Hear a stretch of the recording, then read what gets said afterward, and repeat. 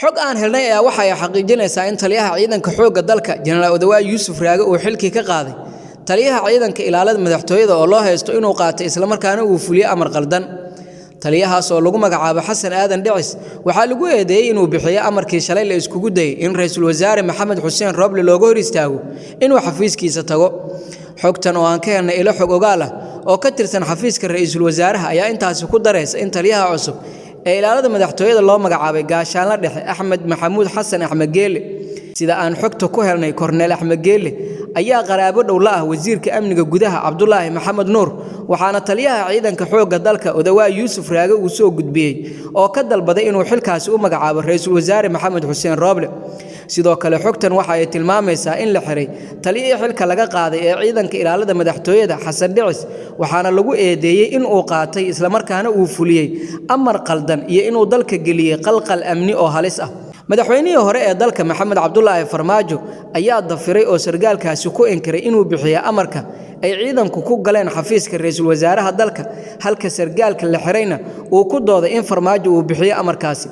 ila xog ogaal ayaa inoo xaqiijiyay in madaxweynihii hore uu iska fogeeyay inuu isagu abuuray qalqalkii shalay iyo guud ahaan dhaqdhaqaaqyada ciidan ee ka jira magaalada Muqdisho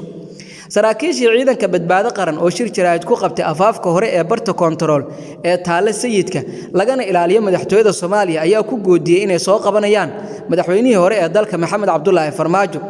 sargaalkii u hadlay ciidanka badbaado qaran ayaa ka codsaday ra'iisul wasaaraha dalka Maxamed Xuseen Roble in uu ka hor leexdo oo muddo dambe uusan u qabanin ciidanka si Farmaajo ay u soo qabtaan waxaan ka codsanaynaa ra'iisul wasaare Roble in waqti dambe uusan noo qaban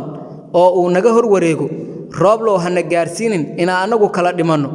waxaan idin cadeynaynaa haddii burbur dhacayo waxa burburi doono oo kaliya halka kiiloomitir ee Farmaajo uu kaga jiro magaalada Muqdisho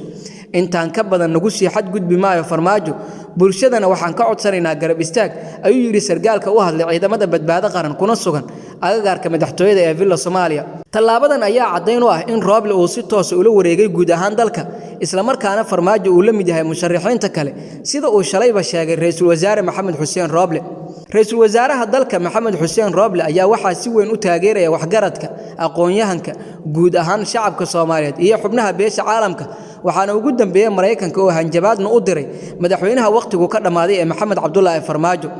Farmaajo ayaa inta badan waxa la aaminsan yahay in ciidan ahaan uu adeegsado falalka xasil darrada ah ciidamada duufaan oo la sheegay in ay badankood isaga ku heebihiin isla markaana laga keenay gobolka Gedo ciidamada Gorgor iyo Haramcad lamana oga haddii ay si toos ah u hoos imaan doonaan xafiiska ra'iisul wasaaraha maadaama uu ku amray guud ahaan ciidamada qalabka sida ee dalka in isaga ay hoos yimaadaan